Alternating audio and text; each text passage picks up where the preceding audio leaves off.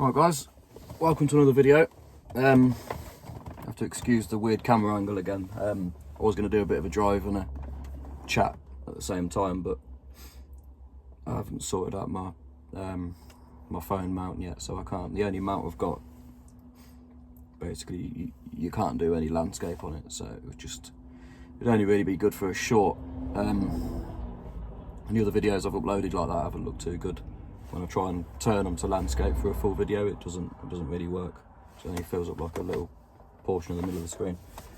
But anyway, there's a few subjects to cover, just about the car, because obviously I figured I should probably give you an update. The one of the things, the what's it called? Well, I can't remember what it's called now. I'm trying to tell you. The cooler blank. Yeah, part of the reason for doing that, if you remember, was because I had a coolant leak, and sometimes that leak can be within the actual EGR cooler itself, so it breaks down in the middle, and basically because it's got the exhaust running through the centre and the cooling around the outside of it, it can break down and end up mixing with your exhaust gases basically.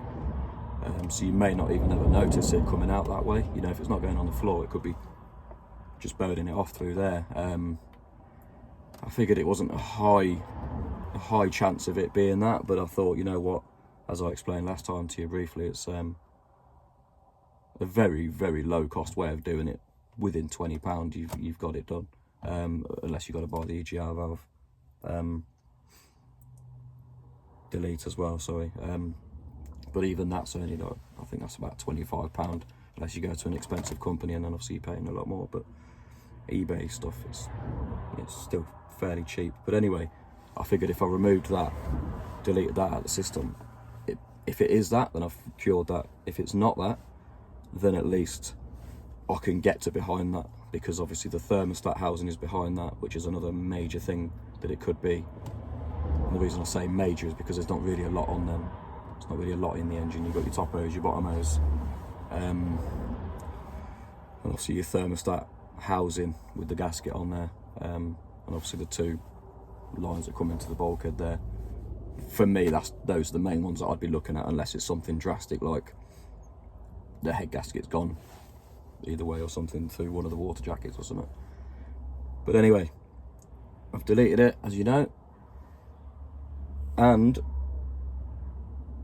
the coolant level light hasn't come back on since. I've had no issues at all with losing any coolant. So yeah, and I've done, God, I've easily covered 800-900 miles in that time, and before it was coming on after about 200 miles to 300 miles, if that. It was coming on like my third day back to work, and I was topping it up on the last day, just before, like the night before going back to work. So probably less than those miles, to be honest with you. So if you do have that issue, just get rid of that. As I say, it doesn't really cause any issues. The cars aren't that advanced that it causes problems with them too much. Well, I say too much, not at all. It's caused no problems at all for me deleting that. What else was I going to say? Yeah, I do have some, different subject now. I do have some running issues. It's, since I've owned the car, it's hesitant around boost. I say around boost, around 1800 RPM. For example, okay, the other day I had it on the motorway, and I decided to use cruise control, and I had to stay away from 1800 RPM, because obviously that's when the turbo is trying to kick in, and it was kind of, the acceleration was fluctuating enough for me to feel it. Some people might not even notice it, but I've noticed it. But that was after a year of owning it, bearing in mind I hadn't ever tried that before. But either way around, 9 times out of 10 you don't have a great deal of boost. It's like somebody's sucking, it's like somebody's holding one of the intake boost pipes together off the intercooler. It's like that's closing up. So it's bogging, but only bogging the boost. It's not bogging anything to do with, sounds weird, doesn't it? But it's not bogging the acceleration as such. You just don't have the boost. You can feel that it's shutting it's holding the turbo back. But thank God it's not doing anything else. It's allowing me to drive it still. So you just come back off boost and just drive it like a normal car that doesn't have any boost, basically. But yeah, it's a bit of a weird one, because if it had no boost at all, obviously the compression in the cylinders would be that low that it would actually run really, really, really bad. And I couldn't just drive it, like I just said, just off boost, because that wouldn't be a thing. It would just run really, really badly and drive badly, I guess. But anyway, the reason I'm telling you that is I do have quite a bit of blow by coming out of which is resulting in the PCV valve, I think, opening up too often, which is allowing oil, and I mean a good amount of oil. I'll possibly get, like, if I do a 50-mile day, for example, whether it's around town journeys, long journeys, whatever, I could more than likely fill up about half of the normal household mug size with oil, which is a lot. So if I ran a catch can, for example, I'd be emptying it every couple of days, I'm sure, unless I didn't use the car as much, obviously. So yeah, with that amount running through the elbow and back into the turbo, it's no doubt causing some issue there. Obviously the turbo, I don't think the turbo would want to really run all that well while it's got that oil sitting in there. I might be completely wrong, but either way around, again, obviously good practice, fix it. I spoke to a friend of mine who was a BMW Master Tech for some years. More to the point, he was a Master Tech around the time that these cars were being built. So he literally would have worked on these cars, and so it was in that era where the e46s were coming out, obviously. So he's worked on all the engines, and he was saying to me that the diaphragm with the spring behind it in the PCV valve, the spring can become loose, worn obviously, so naturally it's then allowing the oil to flow through, you know, rather than only the air to come through, rather than the gases to come out, the crankcase gases. It's not only venting those, it's also allowing the oil to come out. Let me strain you up. I need to move, sorry about that. So yeah, the engine has got 214,000 miles on the clock now, which I did explain to him, but he's still saying it's a good, strong possibility of it being the PCV valve. He said either way around, change it anyway, because if it's allowing the oil to come through, then it can't be doing its job correctly. It's opening far too easy, you know.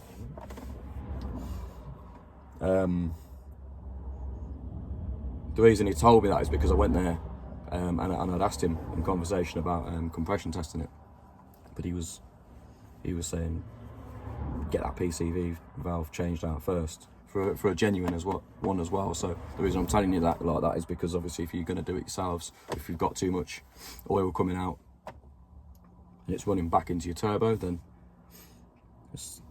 that's a bit of advice that I was told from somebody that's very, very much in the know, very good mechanic. Yeah, so that's that. So, but that being said, I'm going to initially, again because it's cheap, and also I'd rather the oil and the gases not coming back through the turbo into the intake system at all. So I'm going to do a PCV delete, which of course, if that valve was staying open, by the way, or opening too easy, that's going to create like a leak in the vacuum system, in the intake system, sorry. I'm assuming it would feel like that. So with the hunting that I'm getting, and I guess possibly some of the measures aren't being met in the ECU, so it's possibly holding the boost back itself in that way, because it's not noting the correct measures coming back through the MAF. I don't know, but if the diaphragm was opening because of the weak spring behind it, it could potentially do that. So I'm going to blank off the elbow altogether. So I'm going to bung that up, and then on the side where the PCV would usually vent, I'll just vent it out, and I'll vent it to air.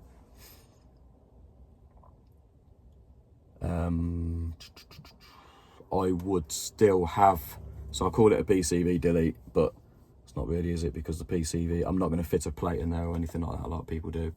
The kits are out there online and stuff to do, but I feel like that, I think, as far as I'm aware, that plate is just going to have nothing in it at all. It's just going to be an outlet. And I don't even think it would have any sort of one-way valve at all in it. So it's just going to, so any oil that's being pushed out, it's literally, it is going to just all come out. So I'd like to kind of run the PCV, but not allow the PCV to, you know, to come back through the intake system. So therefore I still need to change the PCV valve. So I've got a new diaphragm and a new spring, and I will see instantly. So on payday I will change that for sure. I'll see straight away, and then the thing after that would be to do is do a compression test on it. I know it's the dreaded one, but it kind of almost really isn't with this engine, because it's about £350 for an engine. I'll fit that myself on the side of the road. A day and a half, just because I'm lazy. You could do it in a day, but at the side of the road, we all know what that's like. Well, some people might not, but I certainly bloody do. But anyway, the reason I'm saying it's not a major deal is because the car has been fine. The car's been running like that for ages. I bought it in July, I think, last year. So it's been like that. So I just drive normal. I won't even drive through it. I'll just drive to it. So I don't really experience the issue a lot. Sometimes when I do try it, it does boost quite nicely, but other times it doesn't. I do have a horrible gouge out of the pipe, out of the one of the boost hoses, basically, from running from the intercooler into the intake, which I'm sure there's many of you there now saying, well, that's your problem then, but it was doing it before that. And I don't think you can poke all the way through, so I'm sure there is still a wall there of some sorts. So I don't think it's leaking boost, because if it's leaking boost out of there, you're going to know about it, because you're going to end up with it's going to be chucking black smoke out the back, I'm sure, because yeah, the fuel's going to be completely wrong. And it's not doing that at the minute. That's only an £18 part, so that's another one. I'll show you all these videos as well, by the way, as I'm doing them. I'll probably do the PCV valve delete today. Sorry, I'm calling it that, but just stopping it from running round. And I'm going to know pretty quickly if that is the cause of my intermittent boost, because it's going to bung up the hole altogether in the intake system. So yeah, obviously there's not going to be an issue with what? What's there not going to be an issue with, Darren? There's not going to be an issue with effectively what is a hole in the intake system, which obviously a lot of us all know what that is. What that does, that will create all kinds of problems. You know, some people will be feeling like they need a new bloody engine because of it, but you close out with your hand and it'll just smooth out, idle properly, accelerate normally, everything else. As soon as you start messing with the air and fuel ratio on any car, van, truck, whatever, it's gonna not even want to know. So maybe I've got an element of that in there, which is what I'm thinking. But anyway, hopefully I can sort that today. Not hopefully, I will sort that today. I have another 3 days off work, including today, so I need to be active and get on it.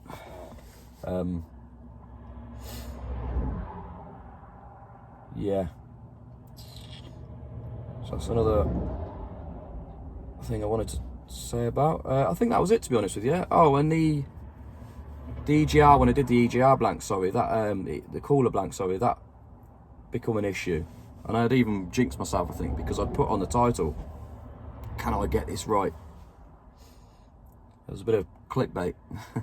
Part clickbait, part thinking, no, my luck, I'll do the delete. Fairly simple job. And something will catch me up.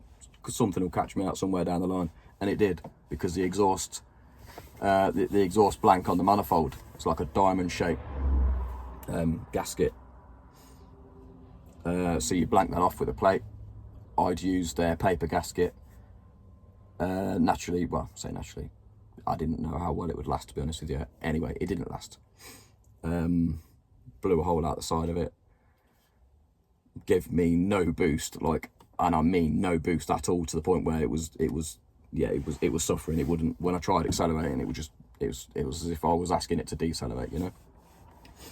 So anyway, I got to work, I bunged that back up, bunged it up. I made somebody at work actually made me a gasket out of a Coke can, doubled it up, just to get me home though, really.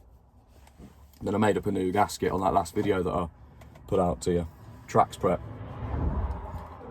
But I don't even think I showed you the gasket. I didn't show cutting the gasket up because that was becoming a hash, to be honest with you. Yeah, Tom knows. If you're watching, Tom, he knows the struggle I went through trying to make that gasket. But yeah, another easy job that I was stuffing up royally. But yeah, I think that's it anyway. Bit of a waffling one. But yeah, I think it's gone on for 16 minutes now, and you know what, I'm actually going to leave it completely unedited, so you might find it boring, you might not. There's a couple of little tips in there for anybody that's running an M47 engine, by the way. M for mother, 47 engine, 320D, if it's your first time watching and you don't know what the car is. So yeah, those are just a couple of the issues. Yeah, much more to come with it, to be honest with you. Many options, many things I need to sort out. I need to run some oil flush through it, which I got off me mate the other day as well at the garage. He suggested that just to clean up anything in there, you know, if the piston rings are a little bit gunked up or whatever. He's suggesting that there's a strong possibility of it clearing a good amount of that up. So if I'm feeling any issues from that at all, it's hopefully that fixes some of that. Anyway, I'm going to stop waffling now because I can see that timer going up and it's going to just end up being some hour-long video. And anyone that knows me knows that I can talk once I start. But anyway, so yeah, as I say, I'll just put this unedited and I'll just post it up tonight, to be honest with you. Please let me know in the comments what sort of videos you want to see. You know, I've had some suggestions off people. But yeah, it'd be good to sort of, I think it'd be easier to gauge once there's more of you. You know, at the minute, while there's not loads of people on here, it's a bit difficult to know what the few people that are watching do want to see. Do you know what I mean? But yeah, anyway, sweet. If you do like it, press the like button, please. I don't know what the hell's gone in the background. The clouds have disappeared, which is white. Crazy. Anyway, yeah, like and subscribe, all the usual stuff. Because obviously, I'm going to keep posting these videos regardless, because it's good for me to look back on, and it also reminds me, because my memory is so bad, it will remind me what I've done, so I can look back at the video and go, oh, I did do that, you know. So yeah, fingers crossed. But yeah, like and subscribe. Peace.